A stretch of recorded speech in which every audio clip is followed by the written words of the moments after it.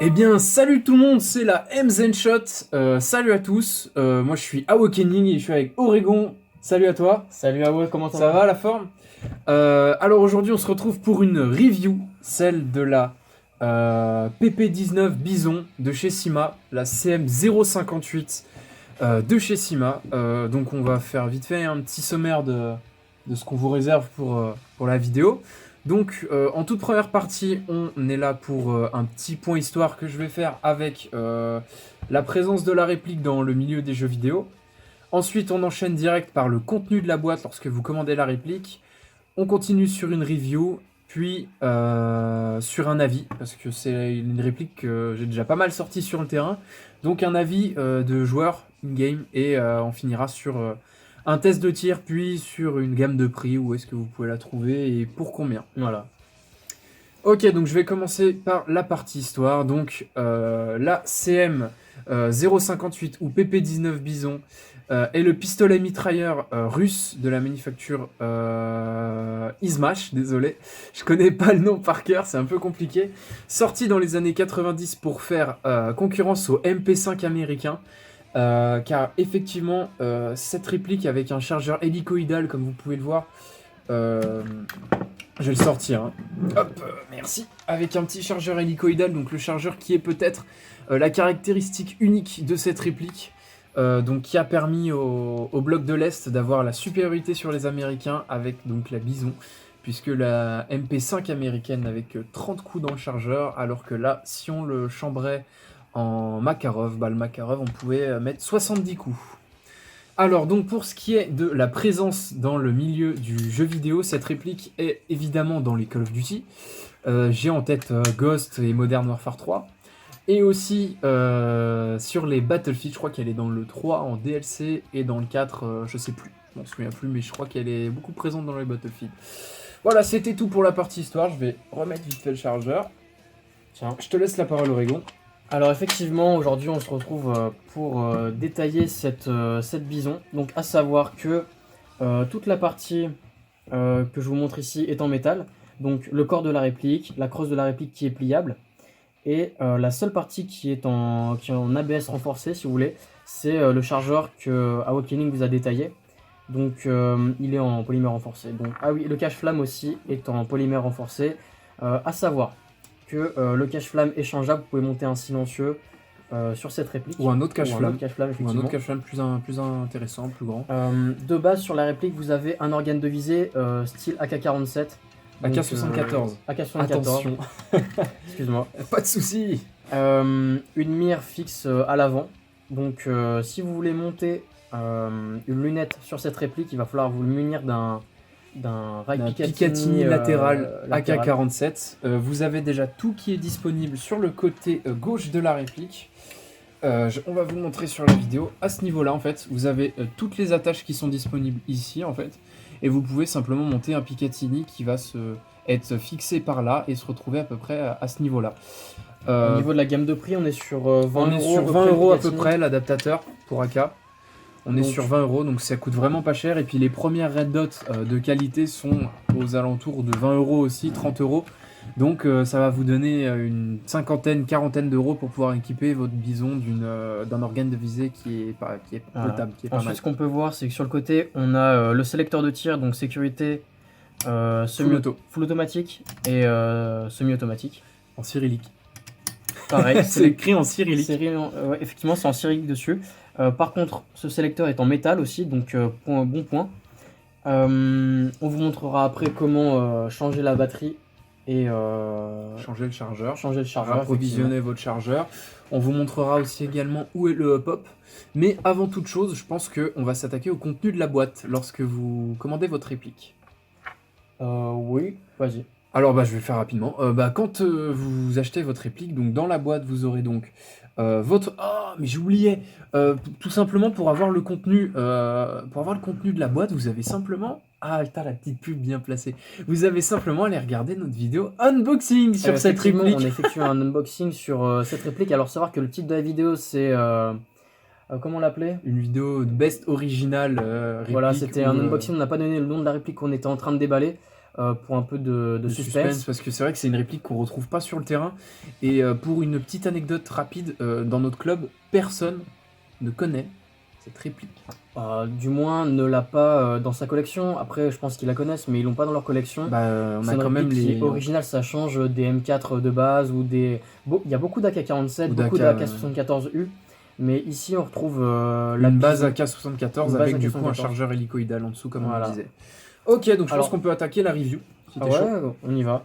Alors, la couleur, c'est une réplique qui est fournie couleur noir mat. Donc voilà. Ensuite, une réplique de type SMG, donc mitraillette, à savoir les restrictions de votre club si vous avez le droit de Corps à jouer corps. corps à corps ou pas. Que dire d'autre? Famille des AK-74 et AK-47. La réplique est full metal, donc sauf la partie du chargeur comme je vous l'ai dit. Le canon qui est fourni de base avec, c'est un 608. Donc c'est les canons qui sont fournis de base avec la réplique Sima. Donc je vous conseille, si vous êtes plutôt bon pour l'upgrader, de changer le canon et passer sur un 603 ou 604. C'est parfait pour une SMG. Ensuite, la longueur du canon interne de base est de 275 mm.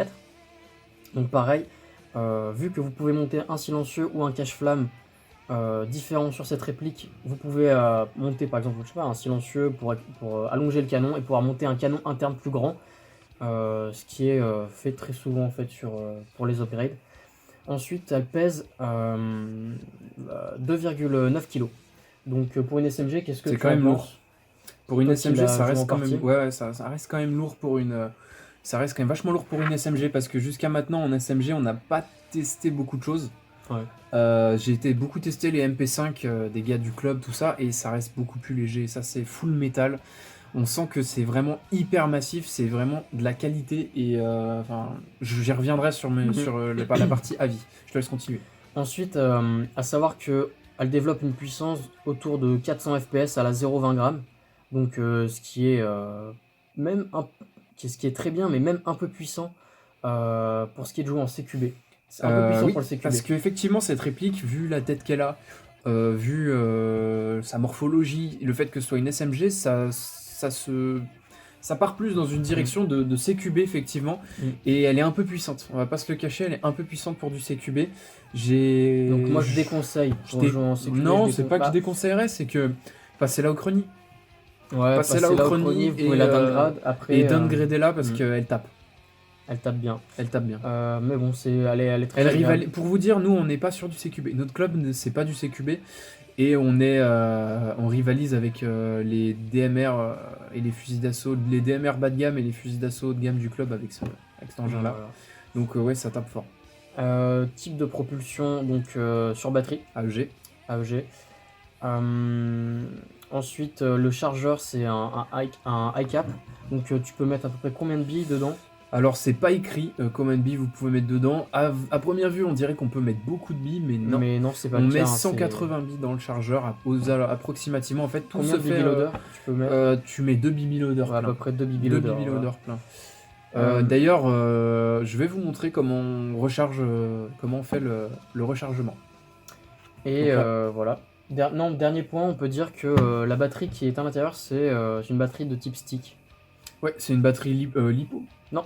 Non, c'est, NiMH. NiMH de NiMH stick. stick. En fait, c'est un bâton, elle est juste ici et elle est en longueur, tout en longueur. On va vous faire vite fait, juste avant de passer aux avis, une petite séquence vidéo où on vous montre comment on charge le chargeur, comment on l'enclenche, on le désenclenche, où est le hop-hop et comment on met la batterie dans la réplique. Je te laisse continuer. Et je pense que pour terminer cette review détaillée, pour les connaisseurs, l'axe du moteur, c'est un axe court.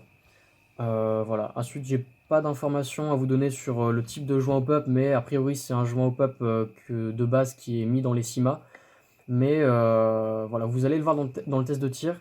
On a des tirs tendus à 35-40 mètres. 50 mètres, 40. dernière cible, vous allez tout voir ça dans le test de tir. On a des tirs vraiment très bons, hop-up, nickel. Vous allez voir ça dans le test de tir. Ultra précis, le réglage du hop-up est au millimètre, c'est un pur bonheur.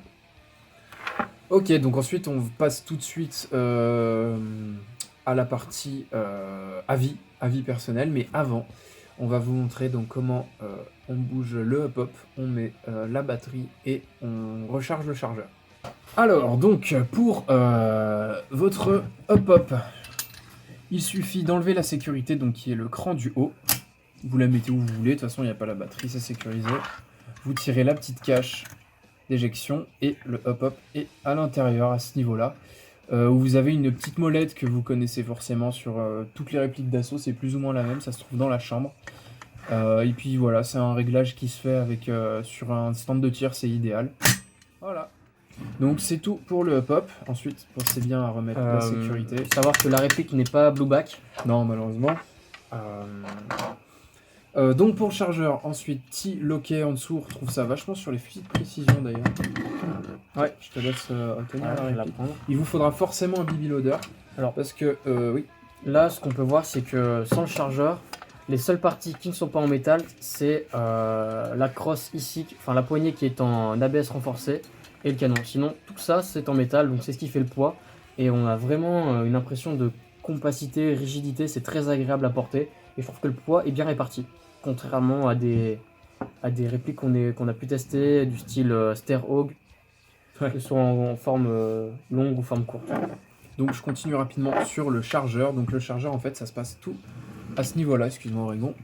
À ce niveau-là, il vous faudra forcément un BB loader, en fait. Et puis il n'y a rien de plus simple, vous plantez votre BB loader dans le trou, en fait, simplement. Voilà. Et vous appuyez jusqu'à mettre à peu près 180 billes.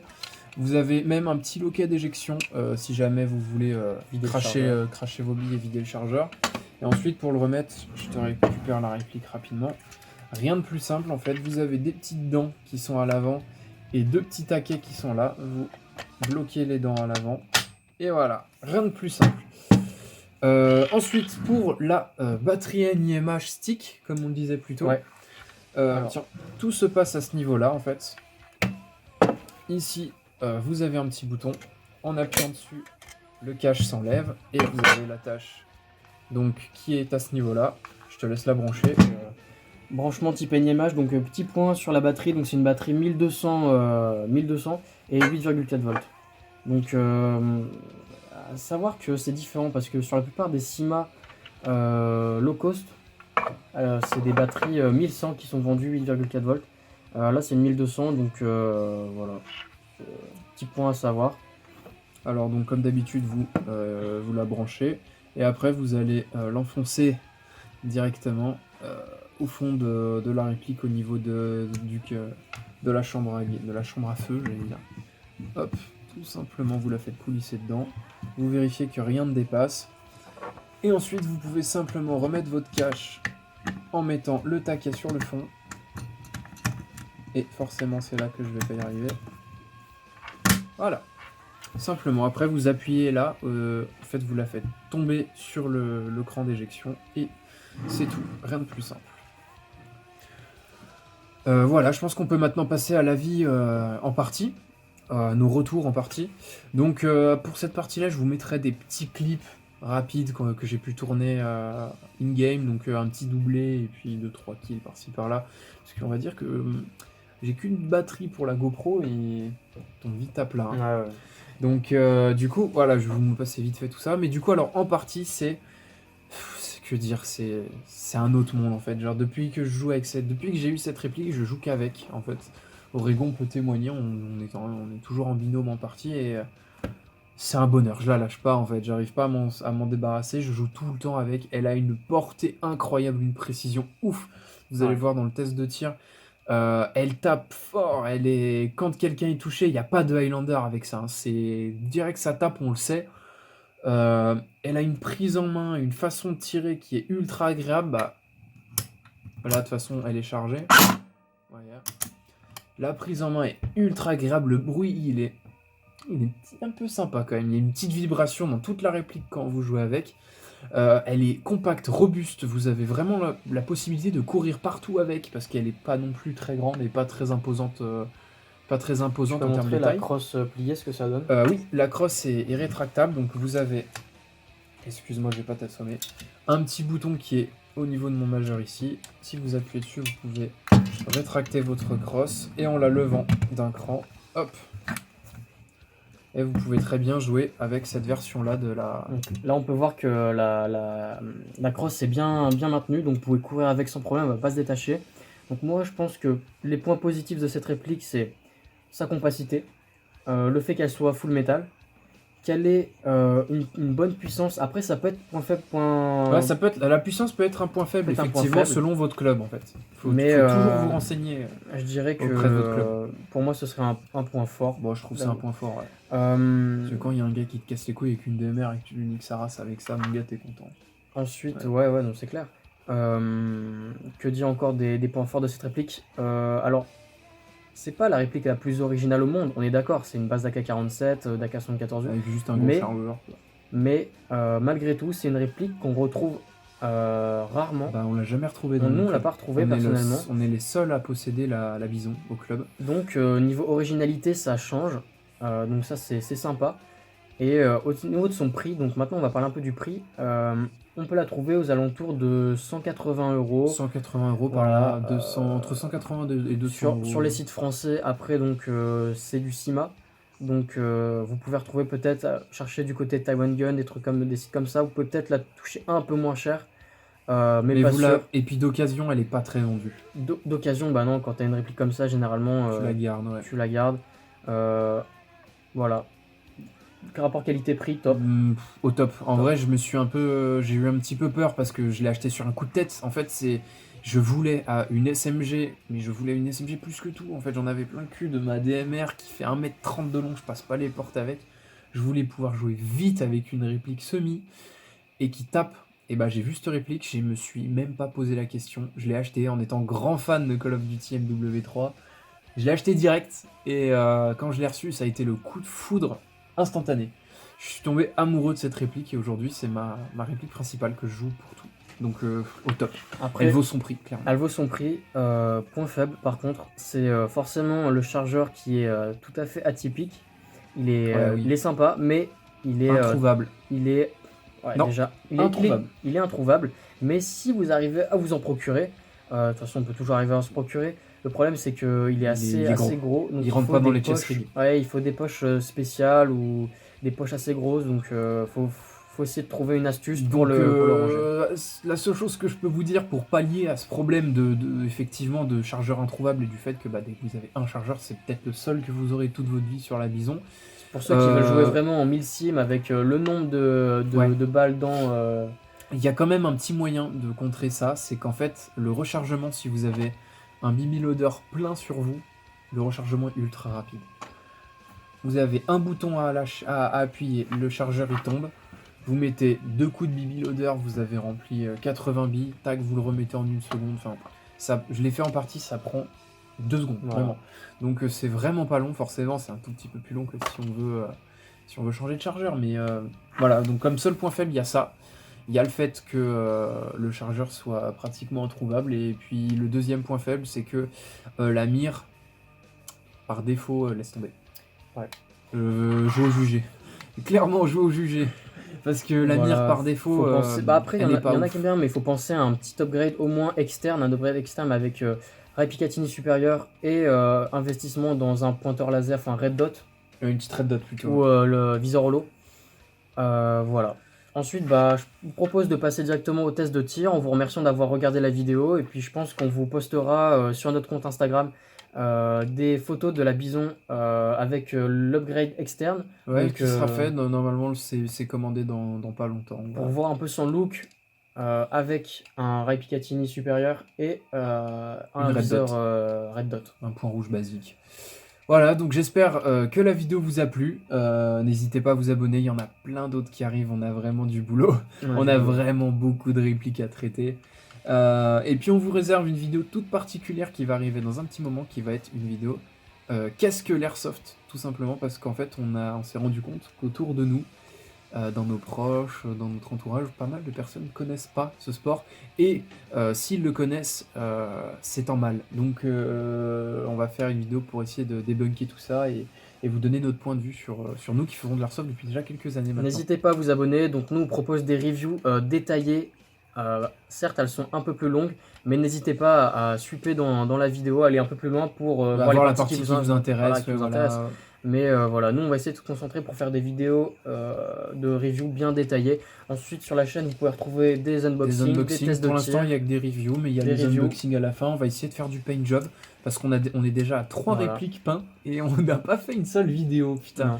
incroyable. Et aussi, je m'occuperai de vous montrer comment faire de l'upgrade de réplique. Donc notamment, je vais vous montrer comment upgrade le Wallenb 44 11 et upgrade une AEG de style M4.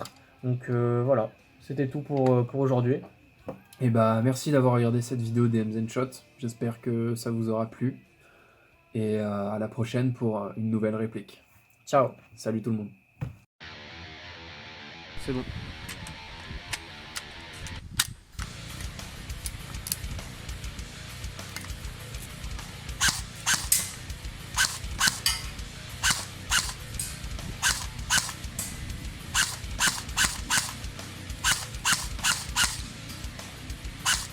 Mettons en full auto.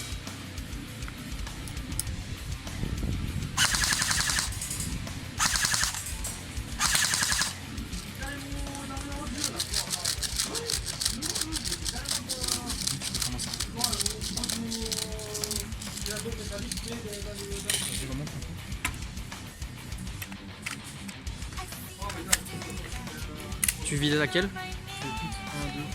Alors attends, je zoome. Ouais.